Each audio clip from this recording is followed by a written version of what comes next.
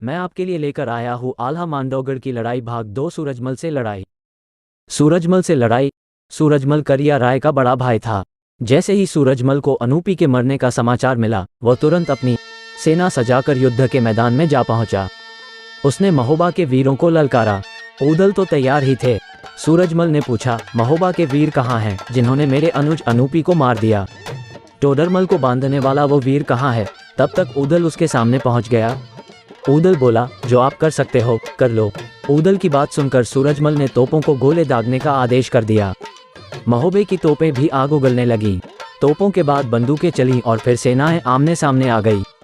महोबे के वीर दोनों हाथों से तलवार चला रहे थे। वीरों की लाशें मैदान में बिछ गई। स्वयं सूरजमल की फौज में भगदड़ मच गई। सूरजमल ने कहा, इन सैनिकों को क्यों मरवाते हो? आओ हम तुम ही आपस में निपट लें। ऊदल ने कहा, तो करो वार। हम पहले वार कभी नहीं करते, तुम अपने मन की भड़ास निकाल लो। सूरजमल ने तीर चलाया। तीर बचकर निकल गया। फिर तलवार का वार किया तो घोड़ा फुर्ती से हट गया।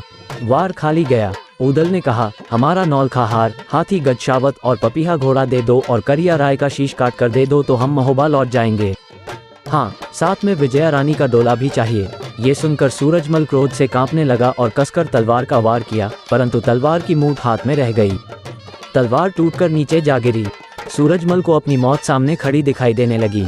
ऊदल ने उसे सुनाकर कहा, तुम्हारा वार हमने सह लिया, अब तुम मेरा वार संभालो। ऊदल ने नारायण को स्मरण करके और हनुमान जी महाराज का नाम लेकर तलवार का जोरदार वार किया। ढाल तो सूरजमल ने अड़ाई, परंतु ढाल कट गई। सूरजमल भी समर में शहीद हो गया। ऊदल के सामने सूरज के गिरते ही उसकी सेना मैदान छोड़कर भाग गई। ऊदल ने कहा, हम भागते लोगों पर वार नहीं करते, यह वीरों की परंपरा है। करिया राय से युद्ध। अनूपी और सूरज के समर में शहीद हो जाने पर धामन पत्रवाहक ने करिया राय को जाकर सूचना दी कि सूरजमल अब संसार में नहीं है। महोबा वालों ने वबूरी वन काट दिया है। सूचना पाकर करिया राय ने तुरंत अपनी सेना को तैयार किया और नगाड़ा बजाते हुए युद्ध के मैदान में जा पहुंचा। वो पंचावद हाथी पर सवार था। इधर ऊदल तो तैयार ही था। करिया को देखकर बोला, अब हम पिता की मृत्यु का बदला लेकर ही जाएंगे। पंचावद हाथी और पपीहा घोड़ा भी लेंगे। नौलखा हार, लाखा पातुर को भी महोबा ले जाएंगे। इन सब के साथ तुम्हारी विजया का डोला भी हमारे साथ जाएगा। करिया राय ने भारी लड़ाई शुरू कर दी। सैनिकों को वो बार बार उत्साहित कर रहा था। उसकी सेना में भी तोपों के साथ कई प्रकार के हाथी और घोड़े युद्ध कर रहे थे। भयंकर युद्ध हुआ। जवानी जंग में भी करिया और ऊदल परस्पर बढ़ बढ़कर बोल रहे थे। इतने में ऊदल ने भारी मारकाट मचा दी। करिया की सेना भागने लगी। तब करिया ने हाथी के सिर में जोर से अंकुश मारा तो हाथी बिच गया। उस हाथी ने जंजीर को सूनर से पकड़कर जोर से घुमाया। जंजीर के सामने जो आ गया वह चोट खाकर गिरता ही चला गया। ऊदल की भी जंजीर की चोट हुई। उनका घोड़ा घायल होकर बाहर की ओर भागा। ऊदल के गिरते ही भारी हाहाकार मच गया। सेना में भगदड़ मच गई। हरकारे ने जाकर डेरे में आल्हा को सूचना दी। आल्हा ने तालहन सैयद को तुरंत और सेना ले जाने का आदेश दिया। मलखान और माता दिवला को सूचना दी। साथ में कहा कि ऊदल को अकेले रण में भेजना ठीक नहीं था। मलखान ने पूरी फौज साथ ली और युद्ध भूमि की ओर चला। माता दिवला भी तैयार हुई और रणभूमि में आ पहुंची। उन्होंने पंचावद हाथी को पुचकारा और उसे दशराज की दुहाई दी। राजा परिमाल का वास्ता दिया। अपने द्वारा की गई सेवा की याद दिलाई तो हाथी पंचावद ने जंजीर नीचे गिरा दी। करिया राय भी मूर्छित था। वो जागा तो ऊदल को अपने पास पड़ा देखकर बहुत खुश हुआ। इतने में वीर मलखान वहां आ गया। मलखान ने करिया राय को ललकारा। करिया राय ने उसे महोबा लौट जाने की सलाह दी। मलखान ने कहा, अपने चाचाओं का बदला लेकर गजशावद और पपीहा घोड़े, लाखा पातुर और नौलखा तो वापस लेकर ही जाएंगे, साथ में तुम्हारी बहन विजया का डोला भी लेकर जाएंगे। करिया राय ने सांग उठाकर मारी। घोड़ी कबूतरी फुर्ती से दाएं हो गई। सांग धरती पर गिर पड़ी। मलखान बाल बाल बच गया। तब करिया ने तलवार से वार किया। मलखान ने वार ढाल से बचा लिया। फिर मलखान ने कबूतरी घोड़ी में एड़ लगाई तो करिया के हौदे में दोनों पांव जमा दिए। हौदा आधा टूटकर गिर गया। हाथी घबराकर भूमि पर बैठ गया। इतने में मलखान ऊदल के पास पहुंच गए। बंधन खोल दिया। रूपन तब तक वैदुल घोड़े को ले आया। ऊदल अपने घोड़े पर सवार हो गया। जब तक मलखान और ऊदल सवार हुए तब तक महोबा की सेना भी वहां पहुंच गई।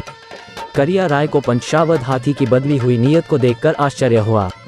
उसने पपीहा घोड़ा मंगवाया। फिर उस पर चढ़कर युद्ध करने लगा। इधर रानी दिवला ने पंचावद की आरती उतारी, तिलक किया और आल्हा से कहा कि तुम्हारे पिता का हाथी है, इस पर तुम सवार हो जाओ। आल्हा तुरंत हाथी पंचावद पर बैठ गया।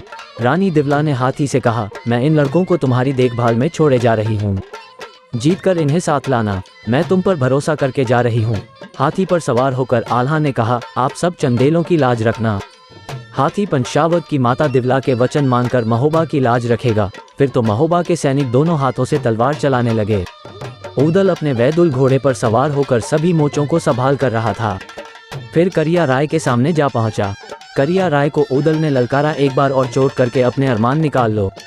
करिया के पास ही रंगा घुड़सवार था। करिया राय ने कहा कि ऊदल तुम्हारे जोड़ का है, इसे तो तुम ही मार सकते हैं। रंगा ने तुरंत ऊदल को ललकारा। रंगा ने तलवार का जोरदार वार किया। ऊदल ने गैंडे की खाल वाली ढाल से रोक लिया। लगातार रंगा ने 3 वार किए, परंतु ऊदल ने पैतरा बदलकर सब बचा दिए। फिर ऊदल ने ललकारते हुए अपनी तलवार से रंगा पर वार किया। रंगा धरती पर गिर गया। तभी उसका भाई बंगा सामने से ललकारने लगा। उसके चोट करने से पहले वहां देवपाल पहुंच गया। बंगा ने देवा पर तलवार का वार किया। सिरोही की मूठ हाथ में रह गई और शेष टूटकर गिर गई। देवा ने उसे सावधान करते हुए तलवार खींचकर मारी। बंगा ने ढाल तो अड़ाई, परंतु तलवार उसे फाड़ती और कवच को भी चीरती हुई बंगा की छाती पर जा लगी। बंगा भी धरती पर जा गिरा। करिया ने देखा कि रंगा बंगा दोनों युद्ध में मारे गए, अतः करिया देवा से जूझने जा पहुंचा। उसने गुर्ज उठाकर देवा पर फेंका। देवा ने फुर्ती से घोड़ा 3 कदम पीछे हटा लिया। गुर्ज धरती पर जा गिरा।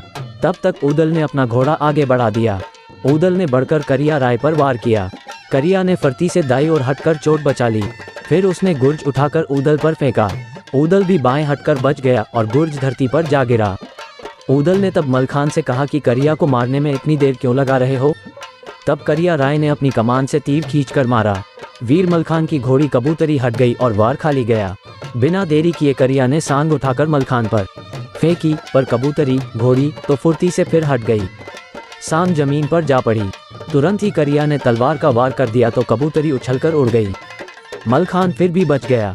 तब मलखान ने ललकार कर कहा, तुम्हारे सब हथियार झूठे पड़ गए हैं, अब तुम्हारा काल सामने आ गया है। करिया ने कहा, अभिमान मत करो, अब जल्दी ही तुम्हारा काल पहुंच रहा है। तब मलखान बोला, तुम्हारे वश में मुझे मारना है ही नहीं। मेरा जन्म पुष्य नक्षत्र में हुआ है।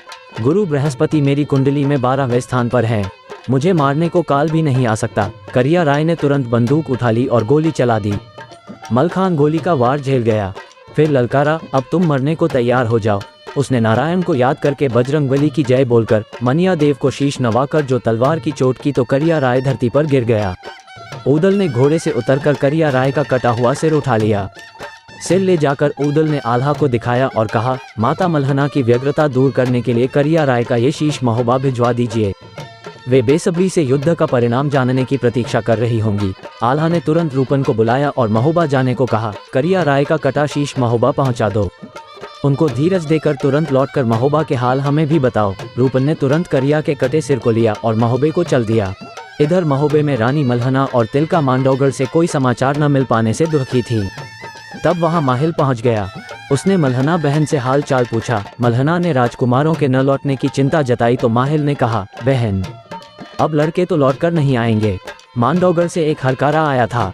उसने समाचार दिया कि सारे लड़के युद्ध में मारे गए। मल्हना इतना सुनते ही गिरकर मूर्छित हो गई। तिलका भी यह सुनकर विलाप करने लगी। जब राजा परिमाल ने यह समाचार सुना तो उन सभी का रो रो कर बुरा हाल हो गया। सारे महल में हाहाकार मच गया। अगले ही दिन रूपन राजा परिमाल के दरबार में जा पहुंचा। उसने जैसे ही सलाम किया तो राजा ने कुमारों की कुशलक्षेम पूछी। रूपन ने कहा, सब राजकुमार और माता दिवला बिल्कुल ठीक हैं।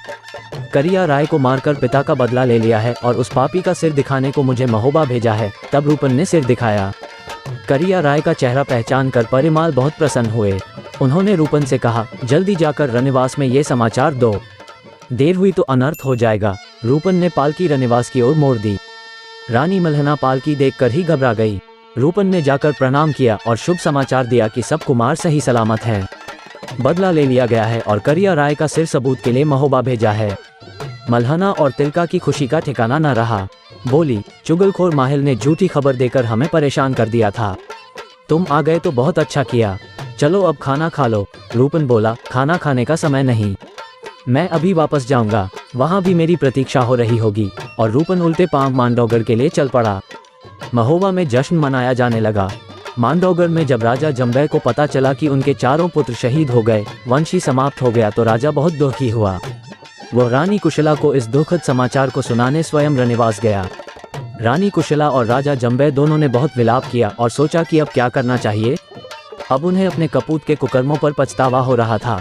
यदि उन्होंने गड्ढा न खोदा होता तो आज उनके लिए कुआं भी न खुदा होता। बुरे काम का तो बुरा परिणाम होना ही था, परंतु अब क्या किया जाए। उनकी पुत्री विजया ने माता पिता को बहुत दुखी देखा तो उन्हें धीरज बंधाया। कहा, ऊदल का ही भारी खटका है तो मैं इस खटके को मिटा देती हूँ। विजया ने जादू की पुड़िया ले ली और पुरुष वेश में युद्ध के मैदान में जा पहुंची। उसने एक पुड़िया वीर आल्हा पर फेंकी तो उसे दिखाई देना बंद हो गया। फिर जादू की एक पुड़िया मलखान पर डाली तो उसकी याददाश्त ही समाप्त हो गई। देवा की भी नजर बंद कर दी, फिर पूरे लश्कर में अंधेरा कर दिया। ऊदल पर तो जादू फेंककर उसे मेढ़ा बना दिया और झिलमिला नाम के साधु के मठ में ले जाकर बांध दिया। विजया के रंगमहल में लौटते ही लश्कर का जादू हट गया। आल्हा और मलखान को होश आया तो ऊदल को खोजने लगे। वो कहीं दिखाई नहीं दिया तो देवा को ज्योतिष से खोज करने को कहा गया। देवा ने पता लगाया कि विजया ने ऊदल को मेढ़ा बनाकर झिलमिल गुरु के मठ में बांध दिया है। तब मलखान और देवा साधु का वेश बनाकर खोजने चले। झिलमिल गुरु के मठ पर पहुंचकर अलख जगाई। परिचय पूछने पर गोरखपुर में कुटी और बाबा गोरखनाथ के शिष्य बताया। झिलमिल गुरु ने खेल दिखाने को कहा तो राग रागनी सुनाए। फिर मलखान ने नाच भी दिखाया। बाबा ने कुछ भी मांगने को कहा तो इन लोगों ने वही मेढ़ा मांग लिया और कहा कि इसे आदमी बना दो ताकि ले जाने में आसानी रहे। बाबा ने थोड़ी आनाकानी के बाद मेढ़ा बने ऊदल को दे दिया। तीनों आल्हा के पास पहुंचे। आल्हा ने कहा कि जंबे को शांति संदेश भेजो, बिना लड़े ही मान जाए तो अच्छा है। जंबे मानने वाले कहाँ थे। फौज फिर लड़ने को खड़ी हो गई। महोबे की फौज लोहागढ़ का द्वार नहीं तोड़ पाए। तब ऊदल ने ववुरी वन के झाड़ झंखाड़ और कटी लकड़ियां खंदक में भरवाकर आग लगवा दी। लोहागढ़ की दीवारें टूट टूट कर बिखर गई। जंबे राजा ने भयंकर युद्ध करना शुरू कर दिया। जंबे और आल्हा आमने सामने होकर लड़ने लगे। जंबे ने आल्हा से वार करने को कहा तो आल्हा ने अपना क्षत्रियोचित उत्तर दिया, हम कभी पहले वार भागते हुए पर वार नहीं करते, निहत्थे और घायल पर वार नहीं करते। इतनी सुनकर जंबे ने तरकश से निकालकर तीर चलाया। आल्हा ने फुर्ती से स्वयं को बचा लिया। वार खाली गया। फिर जंबे ने सांग उठाकर फेंकी। आल्हा ने हाथी पीछे हटा लिया। फिर दोनों ने तलवार निकाल ली। जंबे ने 3 जोरदार वार किए। फिर तलवार टूटकर गिर गई। आल्हा ने ढाल उठाई और महावत को गिरा दिया। अब तो हौदा से हौदा भिड़ गया। जंबे ने कटार निकाल ली। दोनों बहुत देर तक आपस में कटार के वार करते रहे। तब आल्हा ने हाथी पंचावत से कहा, शत्रु सामने है, इसे जंजीर से बांध लो। पंचावत ने तुरंत जंबे के हौदे में जंजीर अटकाकर उसका हौदा गिरा दिया। आल्हा ने अवसर पाते ही जंबे को बांध लिया। फिर सब जंबे के खजाने के पास जा पहुंचे। आल्हा ने छकड़ों पर माल खजाना लदवाया और महोबे भेंट भेजना शुरू कर दिया। हरकारे के द्वारा माता दिवला को बुलवाया। रानी दिवला के पहुंचने पर रानी कुशला को भी बुलवाया गया। ऊदल ने कुशला रानी से कहा, आप पर कोई हथियार नहीं चलाएगा। हमें तो करिया से बदला लेना था, सो ले लिया। अब हमारे पिता और चाचा की पगड़ी और कलगी भी दे दो। उनकी खोपड़ियां वापस कर दो। नौलखा हार और लाखा पातुर वापस करो तथा विजया का डोला दे दो। हम महोबे लौट जाएंगे। फिर तो बरगद से ऊदल ने स्वयं खोपड़ियां उतारी और सोने के थाल में सजा दी। राजा जंबे को उसी कोल्हू में पिलवा दिया। जंबे की छाया ने कहा, अब हमारे वंश में पानी देने वाला भी कोई नहीं है, इसलिए तुम मेरी खोपड़ी भी साथ ले जाओ। गंगा में हमारी खोपड़ी भी बहा देना। ऊदल ने कहा, जैसा किया था वैसा तो भोगना ही पड़ता है। हमारी कोई गलती नहीं, हमने तो वही किया जो करिया राय ने हमारे साथ किया था। अब हमें मांडोगर से कुछ लेना देना नहीं। तुम सुख से राज करो। कभी जरूरत पड़े तो सहायता देने को हम फिर आ सकते हैं। ऊदल ने वचन दिया था, अतः विजया का डोला मंगवा लिया। परंतु आल्हा ने कहा कि विजया जादूगरनी है, उससे ब्याह करके महोबा ले जाना ठीक नहीं है। वो कभी भी बदला ले सकती है, अतः उसे अभी खत्म कर दो। मलखान ने आल्हा के आदेश का पालन करने के लिए तलवार खींच ली। विजया घायल होकर गिर पड़ी। वो ऊदल से विवाह करना चाहती थी, परंतु राजनीति शत्रु को घर ले जाने की अनुमति नहीं देती। विजया ने मरने से पहले शाप दिया, ऊदल, जैसे मैं धोखे से मारी गई, तुम भी धोखे से मारे जाओगे। उदय सिंह राय ने पूछा, अब तो बिछुड़ गए, फिर जाने कब मिलेंगे? विजया बोली, अब मेरा जन्म नरवरगढ़ की राजकुमारी के रूप में होगा। मेरा नाम फुलवा होगा। जब घोड़े लेने के लिए काबुल जाओगे तब हमारी भेंट होगी। इतना कहकर विजया के प्राण निकल गए। महोबा के सब वीर वापस लौट अपने डेरे पर आए, जहां राजकुमार ब्रह्मानंद विराजमान थे। आल्हा ने वहां पहुंचकर वीरों को शाल दुशाले वितरित किए। सोने के कड़े तथा धन पुरस्कार में दिए। फिर महोबे की ओर चल दिए। रानी मल्हना ने फौज आती देखी तो पहले घबराई कि किसी राजा की फौज चढ़ाई करने आ रही है।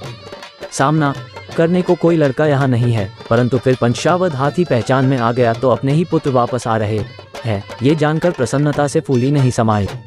रानी मल्हना ने सबकी आरती उतारी और तिलक किया। सबने माता के चरण छुए। जब राजा रानी दोनों ने सुना कि जम्बै राजा को कोल्हू में पिलवा दिया, उनके वंश को ही समाप्त कर दिया, तब बहुत प्रसन्न हो गए। सारे महोबा को सजाया गया। सारी प्रजा ने आनंद मनाया। गरीबों को धन दान दिया गया। मलखान और ऊदल गया तीरथ चले गए थे। उनके लौटने पर सभी प्रसन्न एवं संतुष्ट हो गए। इस प्रकार मांडवगढ़ पर विजय प्राप्त करके आल्हा, ऊदल, मलखान, ब्रह्मा, देवा की प्रशंसा और कीर्ति दूर दूर तक फैल गई।